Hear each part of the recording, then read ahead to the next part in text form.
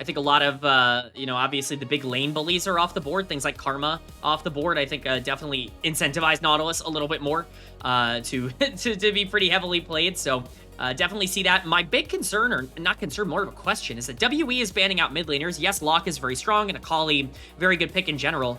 I mean, Cassio was left up, and that's really the Shanks pick that I think you've become accustomed to. If Ori is going to be the spam here, and just the pick in general, that does kind of invite some sort of carry on the other side for Shanks. Ori, you know me. Hey, I'm never going to disparage this champion, and I'm never going to say that it's not correct to pick it first, but certainly does leave AL a lot of priority. Specifically, this Cassio is just kind of the clear lock-in to me. And it makes things like ball carriers from the jungle a lot harder to pull off if you are so dependent on mobility in skirmishes and extended team fights. That grounded from the miasma is going to get a lot of work done. So up to WE to decide what they want to now pick into both Cassiopeia and Caitlyn. Glad to see at least Hope getting his hands on it. We know that we were a bit questionable about the Jhin pickup last time, but you know what? Hope was more than serviceable on it. Was able to put in a substantial amount of damage as WE locks in their support of choice with the Bard. Yeah, that's actually kind of interesting. This is Erha's first Bard game of the split. So, a champion that has been very viable, very relevant. WE have completely gone away from it in terms of the way they wanted to play. Really like it as a pair up with the Orianna, especially because she's going to have proactivity in the mid game here. Cassio's going to have a hard time being able to establish shove in that lane because of the wave clear from Orianna. Definitely some more combat pressure there. Corki going to be the lock-in as well as the answer to Caitlyn. This is basically just telling me that they want to leave about as alone as possible throughout a lot of the laning phase. Make sure that they can get out on the map. Whatever links up here with the Caitlyn, whether it's a Lux or whether it is a roaming support, which I think is doable, kind of up to what AL feel comfortable with. If it is something like the Lux, I don't know, we talked about Kael needing to step up more in the 2v2. This is an aggressive laning phase, but certainly one that I think puts some pressure on AL's bot lane. You don't necessarily think of Lux as the champion that wants to leave lane away from a Caitlyn. So this might be AL's first attempt at really trying to adapt to the more emphasis on 2v2 laning phases being incentivized and stronger than the roaming support playstyle. Now, it's up to anyone's legend and try and remove some of the jungle options, ideally Orianna Shockwave ball carriers as well. That's why the Wukong is the first one taken off the table by the Pandas here. WE also trying to limit Breathe's effective blind champion pool as well.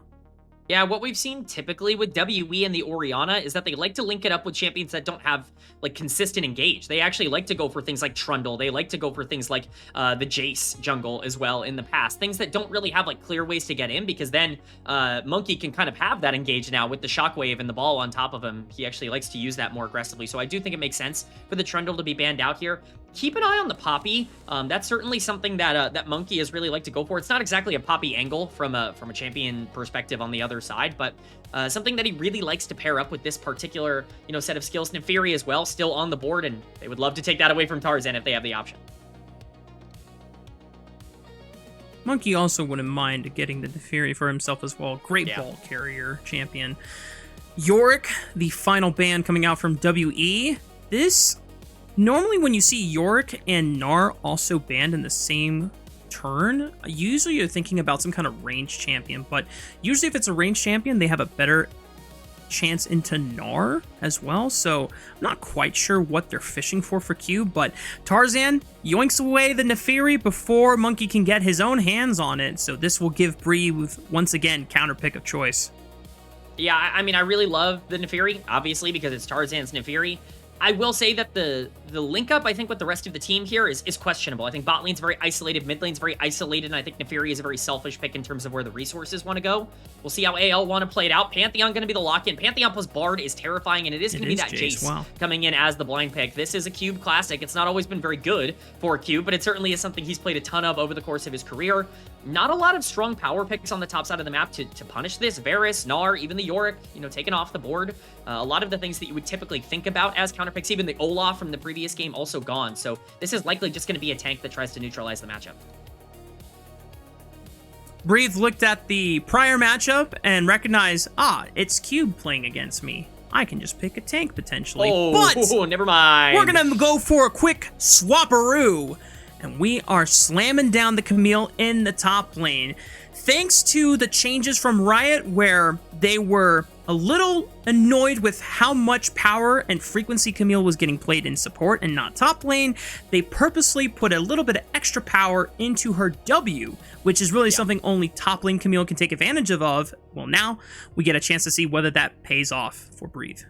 Top lane, Camille is incredibly strong right now as a champion, and Breathe was obviously excellent in game number 1. That being said, in isolation, I kind of like WE's draft a little bit more. I think there's a lot more synergy in terms of the way they want to play the map. I think Caitlyn Lux feels like a very isolated lane. Camille obviously is going to have some advantages into Jace, but kind of feels like a bit of an isolated lane. Cassio and Neferi are going to be strong late, but they don't really have a lot of ways to actually make a lot of those plays happen in the mid game. There is a big power spike in the mid game for this Pantheon, Bard, Jace kind of combo that WE have going for them. Should give them some control, and we saw in the previous game, that's kind of when things got out of control for WE. If they can, you know, actually show up to some of these objectives and be able to start stacking dragons and fight over a lot of these grubs, I think they're going to be in a better spot than they were in game number 1. They just have to scale. We'll see if they can get to that point. WE somewhat short-ranged with their overall composition outside of the Jace poke, and that's assuming that Breathe, or I should say Cube, goes for a traditional full damage Jace build. I'll leave the discussion for that later as we head into Summoner's Rift for Game 2 between AL and WE.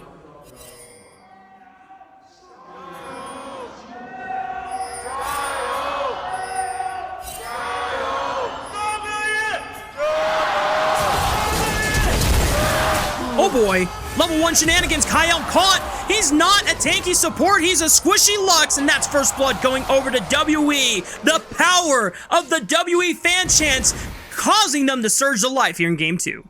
Kael didn't get the scouting report. I mean, they have to know that this WE team is going to be grouped up as 3 or 4 in some area invading. Kael, as the Lux, just walks in and hopes it's not him. Absolutely is, and that is a huge advantage to WE. Now, I was going to talk about, a big reason why I like this WE comp is I think Orianna goes Omega throughout basically this entire game. You can put Ball on the Pantheon and be that delivery system. That gold is going to be put to good use. Tarzan's level 2, though, in invading. Does he have Smite available? Oh my goodness, Tarzan outsmoked Monki. Tarzan eradicates the small, brief glimpse of happiness that WE had off of the first blood and immediately put Monki into the sad cage. I think that's worse than the sad cage. I don't know what worse than the sad cage would even mean. Raafaa, I don't know how I would even classify that, but if there is anything worse, that's exactly what just happened there. I can't think of a more miserable way to start this game if you are Monki. Yeah, I mean, I think the worst thing that could have happened for Monki is if he had smited and he still missed. That would have just been an instant FF. My jungler's AFK. Just go ahead and open mid on the spot. At the very least, Erha was able to deny the big wolf camp away from Tarzan. And a level 2 gank from Pantheon. As long as you've got W, I'm down with it. They stun up Hope. And they're trying to donate the kill over to About, but About says, you know what, Monki? You're already down a lot of gold. Why don't you take this one? Yeah, very kind of the AD carry. You don't often see an ADC go, nah, you can have it. That's not what I'm used to, but definitely nice for Monki to be able to get himself back into the game. This is just a crazy start. Tarzan's level 3 is going to be making his way to his bot side camps. WE's going to be in the area. However, aggressively Erha positions here could either be life or death for him as the Bard. Magical Journey back to the safety of Monki inside the river. Smite comes out from Monki a little early, but snagged by a light binding, and Monki can't do anything about it. Oh boy, Tarzan is running this kid for breakfast. I mean, Kael lands the binding. You got to give him some credit there as well. That's, definitely what sets that play up. It kind of looked like Monki walked into it, but I'm going to ignore that part. I'm going to pretend like Monki's just being targeted over and over again. This has been as chaotic of a start as you could ask for. These are the kinds of games that Monki and Tarzan always seem to have when they play against each other, and ultimately Tarzan is the massive winner of all of this. 21-8 in terms of CS right now. That is only going to grow as this game continues to go for Tarzan on this Neferi. And if there's one player on one champion that I don't want to get out of control on this split, it's absolutely Tarzan's Neferi. He's been our #1 MVP contender for the split, and at this rate, it seems very unlikely that he's going to be hotly contested by others, even if you have favorites like Knight from BLG or even Zweon having an incredible split and probably the undisputed best performing top laner in the entire league so far, just because it has been such a wildly inconsistent one from all the other top lane favorites of splits past. Monki, because he is quite homeless at the moment with all of his top camps on cooldown at the moment, he's forced to just walk bot and hope that there is something that he can find, but Hope and Kael have already ran for the hills and popped summoner spells, so all Monki can do is just go, yeah, good job, guys. You're doing it. I'm just gonna go back and farm this Gromp and potentially cry myself to sleep tonight, but, you know, we'll see how it turns out for WE later on in this game. Bro, my Pantheon is looking at bot lane going, please, please, please step up. I'm begging you. I can't do anything right now. This is the worst possible stage he could be in. The trade on the top side here for Cube, who's putting down a lot of damage into Breathe. Oh, he hits that Shock Blast. I think it actually is kind of close on the top side, whether or not he wants to go for that dive, but ultimately is going to whiff it, so Breathe's going to be able to get out of there. Good job by Cube to at least control this laning phase for now. Camille, a good counter pick, but level 6 has been hit, and he's going to be getting more and more plates. There is a way to salvage this game for WE. Gold is actually completely even, despite the fact that Tarzan is kind of out of control, most of that being from about on the bottom side, but Cube also doing a good job for himself to at least be in a better spot from the laning phase from what he was in game number 1. Yeah, Cube is doing a lot better with the blind pick in game 2 than he was in game 1. Monki, alongside Erha, and even Karis are going to set up a dive onto a barrierless Hope. Now, he still has Flash, and Kael sniffs out something in the works here. They see all 3 members, so I don't think Karis is going to commit to the dive anymore, and Monki, at the very least, will be able to secure another camp for his troubles. Karis actually has to sacrifice a ton for that. He drops a full wave to make that play down. He's going to drop a ton of pressure and tempo as well. I think they just conceded the fact that they probably weren't going to be able to fight around this Drake. That being said, here we are. That was a bit bold from WE to walk up the river when they no longer had Karis and they had lost vision of where Shanks went. But thankfully, they have a magical journey to get themselves back to safety. And now Monki is attempting to secure his second spawn blue buff. And unfortunately, Tarzan is on a 1k smite. But thankfully, Tarzan decides to be merciful. Yep. Yeah, it's quite a big advantage. I think Monki, if he were to walk up, would be in a very scary position. Monki, as you'll note from the XP bar, just hit level 5. So definitely a very scary spot for the Pantheon to try and make any sort of engage. I want to point out just how well this has been played from AL, just playing very respectful towards Monki's ability to get back into the game. I think there are a lot of teams that would have overpressed their advantage at this point and actually created way more skirmishes than are necessary. The only way that this Pantheon is ever going to be able to survive here is if these fights break out at any point. Negating these fights, just playing very tempoed League of Legends, that's exactly what you need to do here. So big credit to Tarzan, who, once again, is just showing that you put him in a good spot, he is most of the time going to make correct decisions. And now Breathe can set up Tarzan for success by just using the Hextech Ultimatum to lock down Cube. Nice. Tarzan, however, hops over the wall, and Cube says, I don't even want to take this chance. He flashes away, but Breathe, if he can find a hook shot here, surely Cube is gone. Hook shot, flash combo. He's been watching Kael perform. And now Tarzan is looking for a second on the Monki, forcing the flash out of him. Shockwave! Oh, beautiful flash by Tarzan! Doesn't even give WE a chance.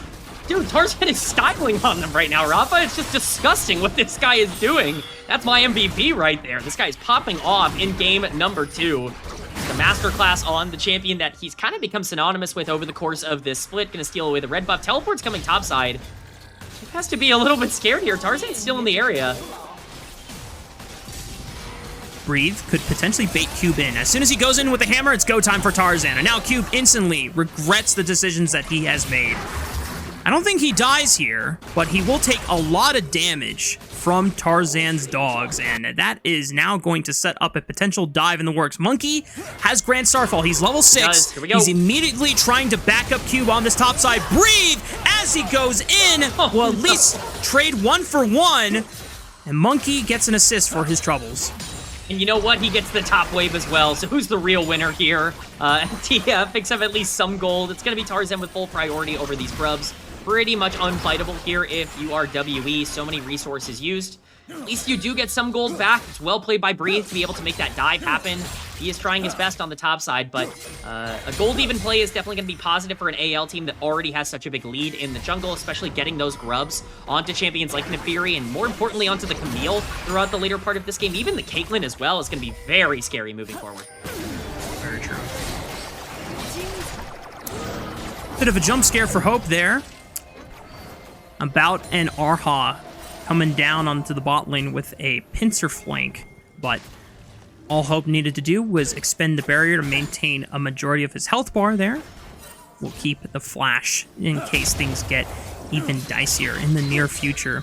Monki and Karis somewhat poised on the bottom side of the map. Dragon has yet to be taken so far in this second game, and it's been almost 10 minutes.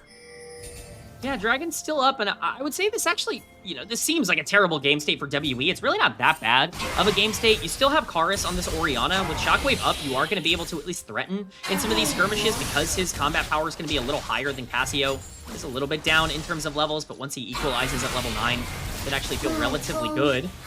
Shanks actually takes a pretty nice trade in the mid lane. That Dragon could really matter, though. WE's going to need it if they want to stay in this game from a scaling perspective.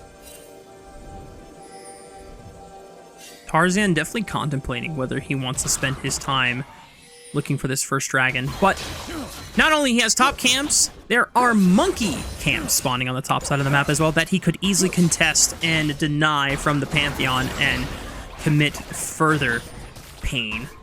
But Tarzan's going to play it a little bit safe. He knows that Cube has the push on the top side of the map and could collapse. Erha was also on the move before Kael was, so Tarzan will allow Monki to eat. I will say, this is where I think some of that patience that I was very, I praised pretty heavily at the beginning of the game. I think that's maybe where you don't want to have it. This is the part of the game I think where Tarzan needs to continue to stay active. He has that ultimate advantage. Monki, Grand Starfall up in 1 second if he wants to answer this play. Could be a 2v2. Monki hovering for push and allowing Cube to crash this wave. If Tarzan reads this movement from Monki where he looks for the hover and then attacks Cube, it would be just insane. But I don't think it's going to happen. Both junglers are no longer wanting to waste their time. No way. Hang on. What are you doing, Tarzan? Are we just clearing a ward? I got baited by the movement. I thought he was fading back up the top side. I was like, there's no way you read that Monki waited that exact amount of time and then faded the top side and just make Cube sad. Well, that's the thing, right? Is like, you're looking at this bot lane having a little bit of shove. Caitlyn and Lux have to back. Tarzan spent so much time shadowing that top side. That's a free Drake for WE. That's a pretty good outcome, I think, overall. AL do still obviously have a pretty strong lead, but this is a part of the game where I think things get a little bit spicier. Tarzan has to make this play work topside with how much time he spent. Hextech ultimatum used, but Tarzan is quite far here. He's going to be forced to just hop over the wall into the turret aggro. Oh, good flash. And he will have to drop it with the W. At the very least, Cube gets out alive at the cost of his flash. Yeah, he has to time that basically perfectly, and he does. So well done by Cube to be able to survive that. That's the big play that Tarzan can make. Not only is it Breathe ultimate, it's Tarzan's ultimate as well. You know, that's a lot of pressure put onto the top side that Cube is just able to survive. He's going to drop basically nothing for that other than the flash, so pretty good turn of events for WE, and when you take a look at the gold in this game, it's completely equalized. It's actually been a pretty good last couple of minutes for them. I talked about this comp spiking in the mid game, mostly around Karis' Shockwave. He's getting closer to level 11. That's a big spike for WE in terms of when they want to fight. About is very quietly getting strong. Cube has some gold and is going to be able to pressure out this top lane turret. For as bad as this looked for Monki in the early game, there is a pathway back for WE if they keep taking some of these fights. Yeah, like you said, the gold lead was never one so insurmountable for WE. It felt insurmountable for Monki because he was put into the dirt, but he's still the same level as Tarzan. He's only down 10 CS effectively now. He's behind maybe a component or two. That's totally fine. You're Pantheon. You're going to have global map control with your Grand Starfall. You still have a point-and-click stun. You're still useful.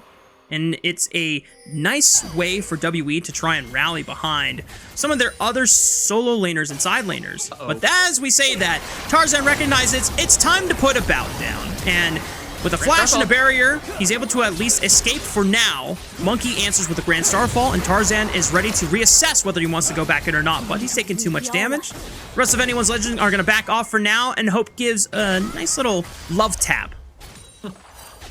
I mean, yeah, it's another play by AL where they pull the trigger. It looks like a good dive, but they might have overextended. Hope is caught. Oh! I cannot believe it. Okay, well, maybe Karis can follow up here.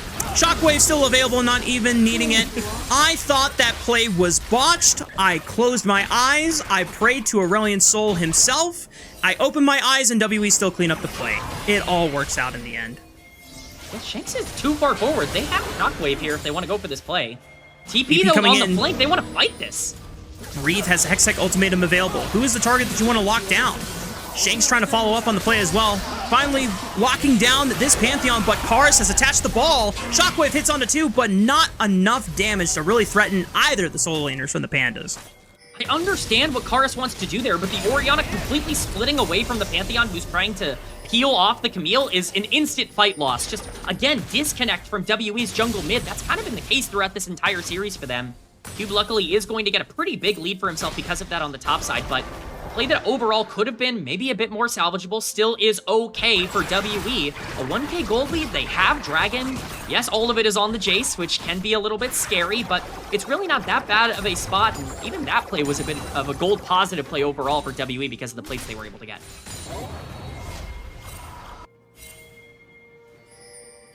It is hilarious to me that even with the somewhat unfortunate tempered fate, they still got the kill onto Hope. It just goes to show you that if there's a will, there's a way, you know, and even in spite of the mistakes, you got to push through and just get the job done.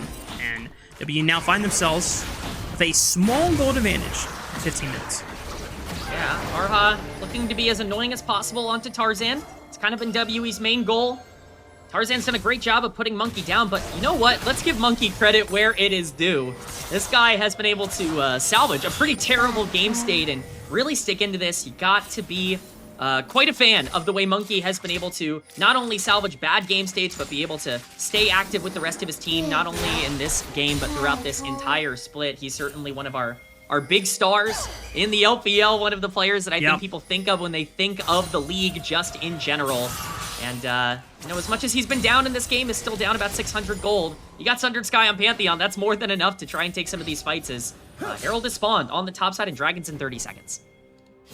Even when you put Monki down, sometimes, especially when he's at his best, he still finds a path forward. And go ahead and show some love to Monki for the All-Pro votes if you haven't already taken a look at the All-Pro ballot that is in our Discord. Use the QR code to get a chance to contribute your voice and also your opinion on who should be getting it. Now, I know that it is quite tough, especially in our jungle pool landscape, because we have a lot of strong contending junglers, especially when Tarzan is at the top of the list, who right now is looking very scrumptiously at Erha, managing to escape with the magical journey, but had he been any closer, that was a Hound's Pursuit ready to be sent into that Bard's back. Yeah, but once again, look at all this pressure on the bottom side. It looks like they're just going to trade the Dragon for the Herald. I don't really know if I like this call from WE. I think Dragon stacking was a potential out for them from a scaling perspective in the back end of this game. I don't really like the way their comp sets up unless Orianna is incredibly bent to be able to team fight around Cassio and Caitlyn and Neferi, so definitely a bit of a bold call here. They're going to try and utilize that side lane pressure to potentially get some more gold into Karis' pocket. In my opinion, he is the most important part of this game. Breathe is going to be able to pick up this tower on the bot side, be able to neutralize that gold lead a little bit for Jace, but that's precisely the reason you got to keep an eye here. Tarzan could be overextended. He's Neferi, he's fine. Yep. This dog is quite slippery, so even if the Tempered Fate was coming his way, he's got Call of the Pack to immune himself from the stasis. Monki, at the very least, will be able to eat another spawn of chicken nuggies, and for WE, you can try and reclaim some vision control on the bot side of the map, which Erha is carefully tending to, while also managing some leap control as well. And we still find ourselves with a very, very small gold advantage in favor of WE, but it is so small that it really is more of an even game state for anyone's legend at this point. And as you called out, if AL can stall this game out, it's going to favor them in the long run. Yeah, I completely agree. I think that's why I was so scared of the early game here when Monki basically got all of his pressure in the early game taken away. It's because you kind of need this Pantheon to keep his foot on the gas. in order for this comp to really work out as well, alongside the Bard and the Jace as well on the top side. You just have such a strong mid-game power spike. These plays need to continue to be made. The slower pace the game, the better it's going to work for AL, at least with the draft that they have. Karis going to be the part of the map that's going to have to sacrifice here. And once again, I think this is to AL's advantage. Tarzan putting pressure exactly where he needs to right now. Grand Starfall might be able to equalize some things, and that's what we're getting here. Looking on top side, and Shanks immediately flashes away. Temper Fate onto this Lux, however, about ready to collapse. The Flash still cannot escape the Cosmic Binding, but he's got Tarzan ready to back him up, and now Erha might be in trouble. The Caitlyn ultimate still finds its damage onto Erha, but they cannot save Cube, and with the Hound's Pursuit reset coming in, About is forced to flash away. Shanks tries to step up. The Petrifying Gaze in the face of Monki. Shockwave connects for some decent damage, but Shanks still manages to slither away just fine. Karis is forced to flash, trying to look for a Retribution kill, but he gets absolutely nothing! WE completely eviscerated in their own jungle, and Anyone's Legend pick up another 4 kills. A huge fight for Anyone's Legend. Just a great job of calling exactly where WE were going to be and how to best exploit it. Not only do you get that fight when you burn the Herald, which they traded Dragon stacking for, and all of that gold went on to Shanks. He's got 3 kills now on the Cassiopeia. We're going to get a replay of this. This looks like a good pick for WE, but look at your mini-map. Your entire jungle mid-duo is stuck under tower. Grand Starfall has already been used, and so Tarzan and Shanks can collapse on this play so much quicker, and this turns into a 4v3 with no Pantheon and no Orianna, some of the strongest parts of the comp right now. For WE, AL get all of this free pressure down. They're able to burn out the AD carry, and by the time that, you know, the jungle mid does collapse and actually enter this play, it's completely over-breathed, trying to make something happen down on the bot side with the bow. Not quite able to make it happen. That's going to be a bit of a saving grace for WE from a gold perspective, but still massive turn for Anyone's Legend, and it's just bad map awareness from WE and better map awareness from AL to recognize exactly where to take that fight. Monki trying to get aggressive into Kael's face, chunks into 50% HP, but now he is on the run. Tempered Fate finds absolutely no one! WE lose out on their jungler in a blink of an eye. Just in time for Anyone's Legend to continue using their... Oh, they actually never got Baron. I take that back. It looks like they turned off of it. When we went to replay, I swore that Tarzan was starting that objective up. Yeah, it looks like we didn't care that much, I guess. Who needs Baron? We're Neferi, Cassio, Caitlyn. We're just gonna kill you anyways. We're playing for kills. We're not playing for objectives, I guess. But I definitely think they could have at least controlled a lot of the area. I'm looking at the vision control on the top side. Really not all that much ward coverage from AL. Expected a bit more off of that play. I think the thing that they're gonna be happy to have gotten is a 5-0 and 4 Neferi and a 3-0 and 3 Cassiopeia. That is the benefit from the fight that they just took. And if there was one thing that you couldn't really allow AL to do, it's get those 2 specific champions online. They're going to have a lot more of an easy time being able to really set up around anything they want at this point in the game, so long as they have the tempo. And Tarzan looking to collapse on the only gold lead right now for WE. And unfortunately, Cube might be a little too squishy to survive this encounter, but he's got Erha in his back pocket, and Tarzan now might be in trouble. And this is how it can always begin, folks. Tarzan giving up a shutdown bounty over to WE. It gives them a resurgence and another second wind in their sails. It's up to WE to see how far they will go with this reclaim on the map. Oh, Monki. He's caught. The Aegis Assault blocks a lot of damage, and I take that back, folks. Monki giveth and Monki taketh away. WE trying to follow up with a 2-man Shockwave. Decent damage onto a couple members here. The Temper Fate snags up Shanks, but no one can get in there. As you called out, About was getting interrupted by Hope in mid-transition. Yeah, I mean, that is the problem About has run into this entire series. This guy's completely disconnected from his front-to-back team fight. I understand the WE might want to take these fights in a little bit of a different ways, collapsing from the mid-wave, but I mean, if you're going to be looking for these plays, you have to have some backup. Monki walking into the brush. He's not the one who needs to be doing that. He has no defensive tools to be able to make it out. This could potentially be capitalized on here. Oh, Q just whiffs. Whoa. Sorry, I just saw Jay Shock Blast hit my fridge behind me. Flying by the window. Whoa. Felt the breeze on that one. As Anyone's Legend, they have Tarzan back up on Summoner's Rift. He has yet to buy tier 2 boots. He's got 3 items, though, in his inventory. This is a very, very strong Neferi. He's so strong, in fact, that he gave up a shutdown bounty, and he's got another... Wait, what? Did you see that? Was that a spectator bug? I swear, he had another bounty. You know what? We'll VOD review it later. Yeah. VOD review. That's a VOD review angle. About immediately forced to just Valkyrie away. Erha got melted there. My goodness. Well, AL now have 5-4 for numbers, and I don't think WE are contesting this dragon. You want to talk about a VOD review angle? I think maybe the positioning on the Bard is a VOD review angle for that next session for WE. Erha just getting deleted, and that means absolutely no play to make here onto the dragon. It's going to be that second trait going over to AL, and WE's chances of being able to scale more efficiently just kind of going out the window here. Becomes harder and harder. One number that I want to point your eyes to, you want to talk about bounties, you want to talk about gold leads. That's 2,500 in favor of the Cassiopeia. That's 3 completed items for Shanks. He's been incredibly good and efficient for AL throughout all of this split. Almost underratedly so because we talk so much about Tarzan kind of leading the MVP conversation. Mid lane was always going to be a big, talking point. This is Shanks' most played champion across this split. You picked the Orianna to have a better lane matchup. It didn't matter. This guy got fed anyways, and now we're looking at a better scaling comp with a very strong stake. Already 3 items as well, and got 10 stacks on that Darksteel. Let's see if Shanks decides to turn it into a BM book later on. I was gonna say, I'm smelling a book, Raafaa. I'm smelling a book in this game. He's ready to write down the list of his opponents in this book as well. Just might be their final death wish.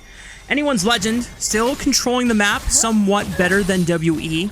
They have yet to make any meaningful attempts at starting up this Baron, but they can start with taking down this Crab, eliminating any further vision from WE on the top side river. And then afterwards, once Breathe gets this push in, meanwhile, Temper Fate forcing for Hope there. Gets the flash out of the Caitlyn, but Breathe is going to continue pushing on the bot side of the map, and afterwards, there might be a collapse in the works. WE are looking... This is one of those plays that, AL can show a lot of patience in. You talk about the Baron, there's really no need for them to start this up. Not only does WE feel a lot of pressure, I think, to make plays, but it's WE after all. This team is going to look for some sort of aggressive engage, and once they burn their cooldowns, you can potentially capitalize, especially because Tarzan is getting closer to that level 16. I don't really feel like you need to over-push the tempo of this game. Kind of waiting on a WE mistake, or you're waiting on those dragons to spawn so you can start playing for Soul. I like how Breathe, instead of looking for an aggressive collapse angle, actually just got in a quick chip on the tower, being able to proc that Bulwark. So, rest of Anyone's Legend slowly whittling down the outer defenses of WE's turrets through this split push and giving Breathe extra resources. Meanwhile, WE now focusing up as a 4-man unit through the bottom side of the map. Tarzan's got to be careful if he face checks into here. Magical Journey from Erha trying to allow the rest of WE to corral around Breathe. Tarzan might be forced to run away, and it could just... Oh, whoa! About sold out Tarzan! The Temper Fate is actually going to delay enough time, maybe for About to get out. I take that back, but the Shockwave smacks Shanks and brings him right back in! Hope does not have a flash, so he cannot get too involved into this fight, but now he's cut off, trying to link up with Kael. Monki forcing him away from the tier 2 turret, has lethal tempo fully stacked up, so he is firing away. He's got to be the last hope for Anyone's Legend while the rest of his teammates are down. I don't know if he's going to be enough to defend this tier 2 turret from falling. Yeah, this is going down very fast. They have the wave. They should be able to take this. Open Kael. Oh, they're going to be able to defend it, at least for now.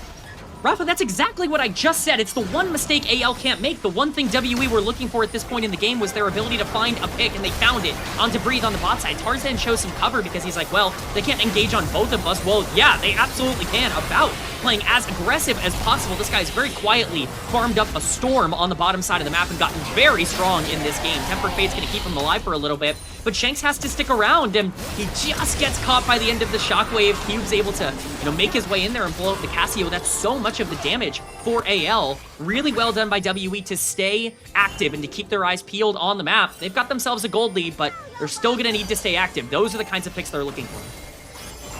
And to top it all off, Kman, Shanks had just purchased the book before going into that fight, because now he just lost 6 stacks off of it. That feels bad.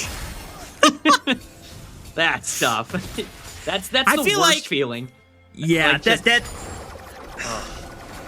terrible stuff. We know it all too well. I think especially you as a mid lane, whenever you've decided, do I go for the book this game? Yeah, why not? What's the worst can happen? And you finally drop your first death after being so consistent the entire game. You're just like, this cannot be real. How does this happen?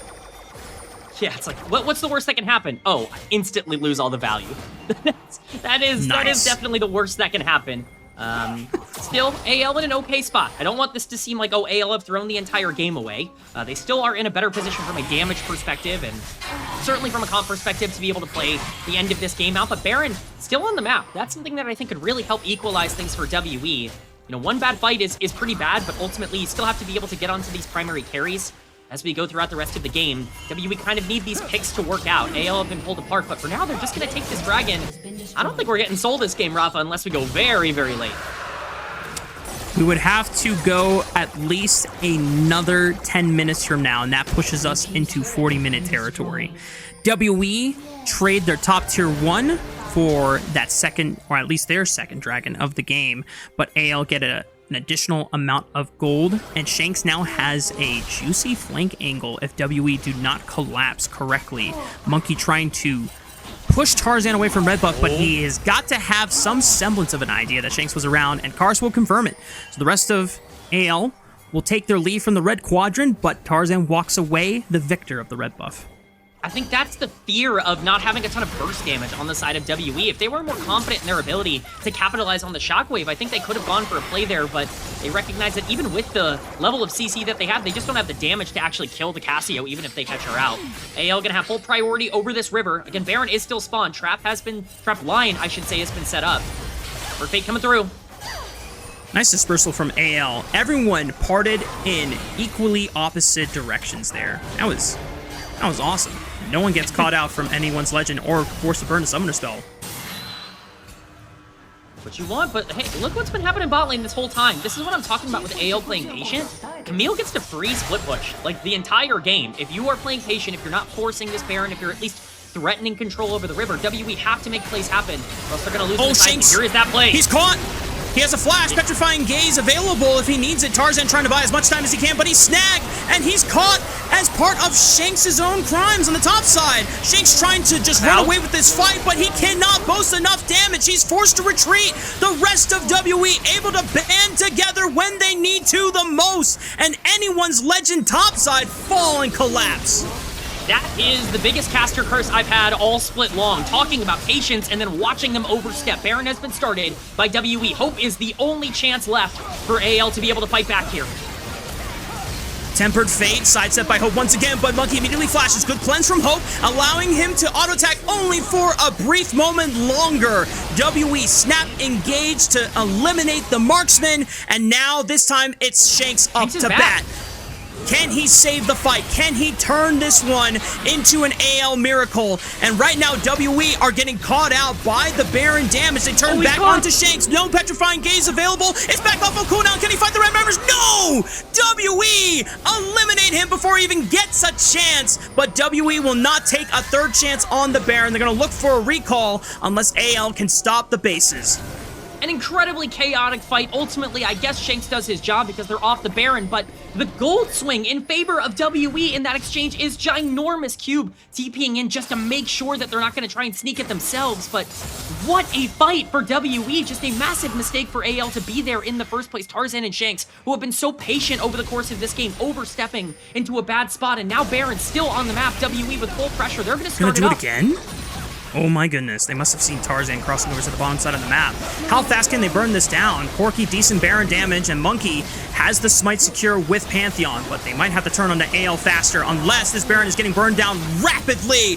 Just like that, WE are securing a Baron here in this series in Game 2. Monki gonna send it with the Grand Starfall. Aegis Assault immediately blocks damage. Temper Fate hits onto no one, but the Shockwave will find Tarzan! And once again, WE have been able to isolate the star player of the Pandas away from the rest of his team. And with Baron buff on their side, they can push in and break open the base. WE doing what they do best, coming back against anyone's legend as they completely take control of this game. They're pushing in mid now. They have a ton of combat pressure here. You have to be scared of the Pantheon. If he comes over the wall, get in the game right now. Aegis Blocks some damage there. Petrifying Gaze, decent stun, and a counter engage. And Breathe is able to knock out a bout. GA pops. Can they revive? Can they get anything back? No. Cube instantly is deleted by Anyone's Legend. And the magic for WE seemed to be running its course, but Anyone's Legend making sure that it stops in its tracks. Oh my god, we're just getting so many back and forths, Raafaa. It's just over and over. The pendulum is swinging WE, almost throwing the entire game away there. If they lost Baron buff, that would have been tragic for them because Shanks is still very strong, but they are able to keep it at the very least onto Monki and onto Karis, who I think are the most important members to have it right now. Dragon spawning in 15 seconds. It's sole point for both of these two teams. This could be the fight that determines the entire game if they both show up to it. WE have all of this gold, but once again, they have to make sure they land that engage combo. Shockwave goes wide. That's tough for Karis. Gonna be missing that ultimate for this dragon fight, and I think Anyone's Legend just have an all-access pass into devouring this one down. Yeah, I mean, no shockwave, no fight. I mean, that is the entire engage for WE. The margins are so thin at this point in the game, regardless of their gold lead. If they miss any sort of engage, you know, any fight might be entirely over. We're 5 minutes away, but AL has the chance to get an Infernal Soul. With the amount of damage that they already do, that makes champions like Camille, Caitlyn, even Lux a lot scarier. Yes, you're going to have Neferi and Cassio diving the backline, but Infernal Soul with Camille? Like, that completely destroys any semblance of front-to-back. WE have to try to end the game. Only 45 more seconds on this Baron buff as they continue to push down topside. Kael's final spark at least does some damage to the minion wave, but not nearly enough to kill it entirely. Especially not with those support items there. WE, as you called out, 30 more seconds. One more effective wave push of trying to siege and break open this space to give them effective map control for the next couple of minutes, but doesn't seem like they're going to be successful in being able to crack it open. Anyone's Legend, despite some of the follies and the mistakes that they've made, they will be able to live with a defended base for now. Being able to hold here is genuinely massive for AL. This was the scariest part of the game, so them walking away from this Baron buff, surviving, and at the very least not even having their base broken open, still having all three inhibitor towers up, that's gigantic for them. 3k gold lead matters, but 36 minutes into this game, Grand Starfall coming through, this could be it. Was trying to look for Shanks there. Kael over the wall with a great light binding. Monki is forced to flash away. He's got GA, but it might just be popped right here. Barely surviving. Shanks flashing forward with the shockwave will clip him, but he's still healthy enough to continue and pursue the fight. Breathe trying to continue the chase, but goes way too far. Tempered Fate stuns his own teammates and causes the chase to be stopped in its tracks. GA expended by Tarzan. Monki looking for more, trying to section off the rest of Anyone's Legend. He tries to flash backwards and he gets back to safety, but Hope annihilated by a bout. Cube going in with the hammer, and Shanks trying to do everything he can to hold this front line right now. Tarzan going into the backline, tries one. Monki looking for Shanks next. It's down to Kael! WE will push this one to the distance, and Anyone's Legend, when it matters most, snatch defeat from the jaws of victory. We're going to game 3. WE with the fight of the split for them. Unbelievable execution as they're going to charge into the base. I think they're going to be able to finish this one off despite the low health bars. I cannot believe the comeback is real. Unbelievable stuff from WE. Despite everything that happened in the early game, this team is going to weather the storm and push us to a deciding third and final game in this series. If I'm Monki, for mental damage, I'm spamming in all chat jungle diff. Jungle gap. Just let Tarzan know that the bullying and the atrocities committed against him in the early game did not matter at all. And just unbelievable that Anyone's Legend with that kind of early game state results in this kind of a loss. But then again, Kman, this has happened before between these two teams. And it burns me inside, Raafaa. It absolutely, like, it fires me up to see that AL, who got embarrassed by WE last time around, through multiple gold leads, should have won that series 2-0, ends up walking out of it 0-2. They once again get a massive lead in the early game, and they once again throw it against WE. This is not just a pattern, this is the expectation at this point between these two teams. They have had their number. Go back and look at the playoffs in the previous split as well. WE just know what they're supposed to do in the mid to late game against AL to capitalize capitalize on their weaknesses, and they clearly have had the scouting report, you know, locked in, because this is just become so predictable. I said it in draft, Raafaa, I preferred WE's comp because of the ways that they could play out a lot of these mid-game fights. They had more consistent ways to go in. I know a lot of people didn't agree with that, but ultimately, here we are. The Orianna mattered a ton. About actually did get fed on the Corki, and this Pantheon, despite being down in gold, was a go button over and over again that they had no clear answer to. Tarzan reaching another benchmark in the LPL, 5,000 assists, 14 most. I'm assuming either in the league or maybe in his role. I'm not sure what the... I assume it's in the league. That seems like a lot to be just junglers. Yeah.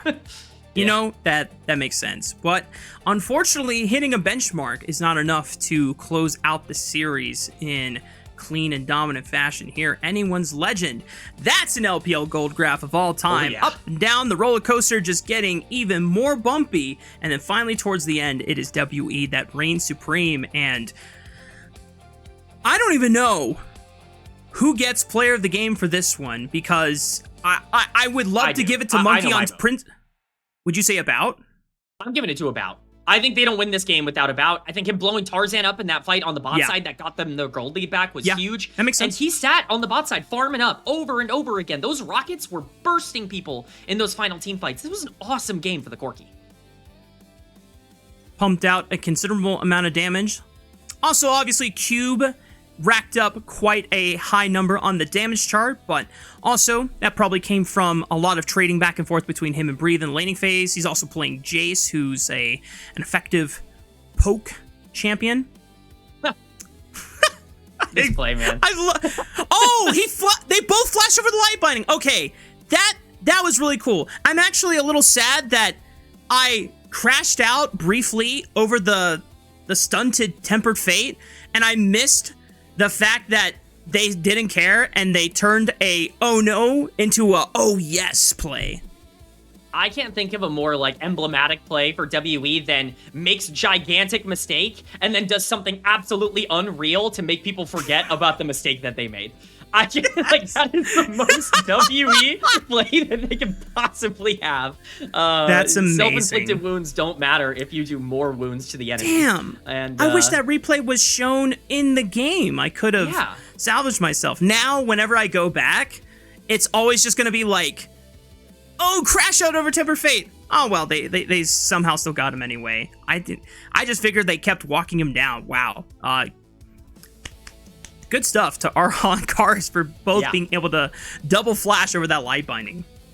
I do want to give both of them a lot of credit as well. Erha was so active in the back end of this game with those Bard Tempered Fates. A lot of these plays were made because of the stuns set up by Bard, and, you know, I don't know if Kael's gonna, you know, be able to kind of match that if you're the Lux on the other side. This is what I talked about in draft. I don't really like playing for a lot of these more selfish laning states. Caitlyn Lux, selfish. Cassio, selfish. Nefiri, selfish. Like, yes, you have pieces that can play towards the late game and your damage is going to scale incredibly well, but, like, where's the pick potential? Where's a lot of the communication, I think, amongst the team? I just don't necessarily love the overall setup. I think pairing that Caitlyn up with something a little bit more team-oriented would have helped a ton, and Erha on that playmaker that could be a lot more aggressive in the late game really made a lot of plays happen, and Karis, for as bad as his laning phase was, and really was not a good early game for him, Shanks got kind of out of control. Those shockwaves at the end of the game, I mean, that won them the game. Orianna was always going to be Omega in this draft, but he made it worth it.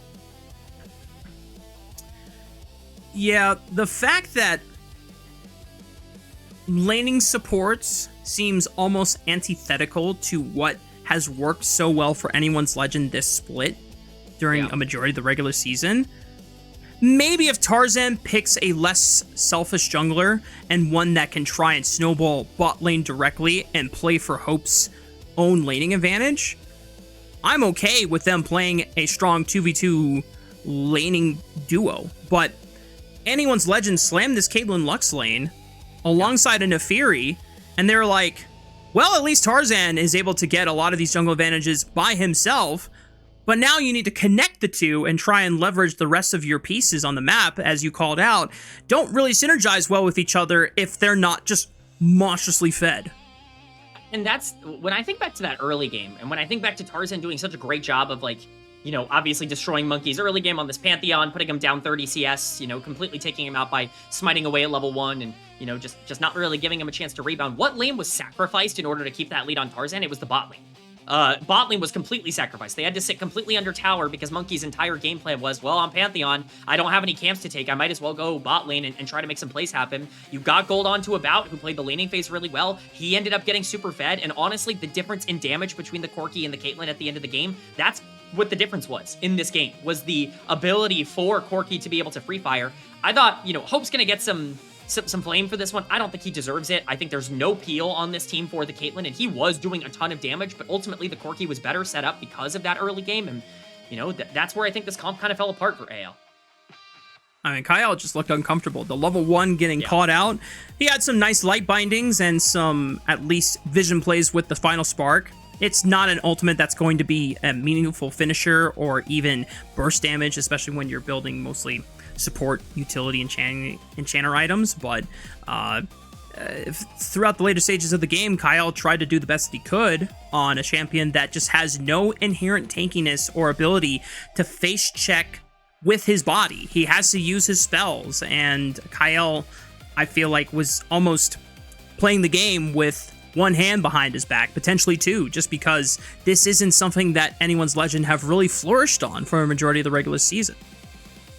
I mean, the Caitlyn should have come out in game 1. I was a firm believer in that. I thought that that was going to be a more valuable pick than the Jhin. The Jhin worked out. I'm not going to criticize them too much. Obviously, Hope had a pretty good game on that champion, but yeah, Lux is just not what this team does well. Like, it's so far away from what this team does at a high-end level. On top of the fact that your only consistent engage is Camille in this game, just not really what I was looking for. Cube, gonna be our player of the game. Totally get it. He did a lot of damage and had a gold lead in the laning phase. Not my pick personally. I think he was a little irrelevant throughout a lot of the mid game and did miss quite a few of those shock blasts, but I mean, who cares?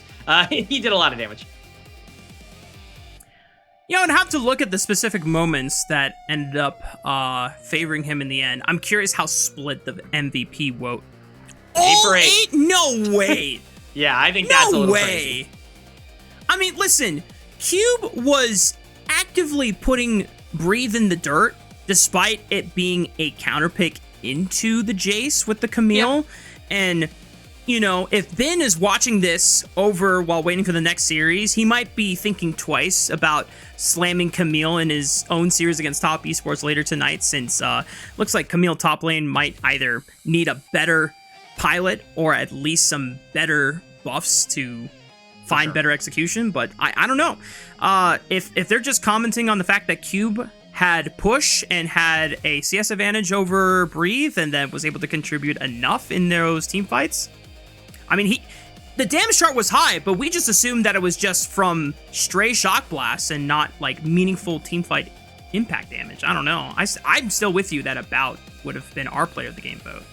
Ultimately, you know, I understand it. I looked at those side lanes and I saw Camille having a ton more pressure throughout basically all of the game in the side lanes when we were looking at the minimap. I think Jace did a great job in the fights. That hammer form was really coming in clutch, I think, to follow through on a lot of those engages. Ultimately, I think that's what ended up mattering for that vote. I'm sure that DPM number really swayed a lot of voters. Certainly the gold difference number swayed a lot of voters. But at the end of the day, it was a team win for WE. They don't win that if everybody doesn't perform well. Very true. Well, WE were able to pull some magic out after all. Now, can they find one more rabbit in the hat to close out this series, or will anyone's legend resume their dominance and win out in Game 3? We'll find out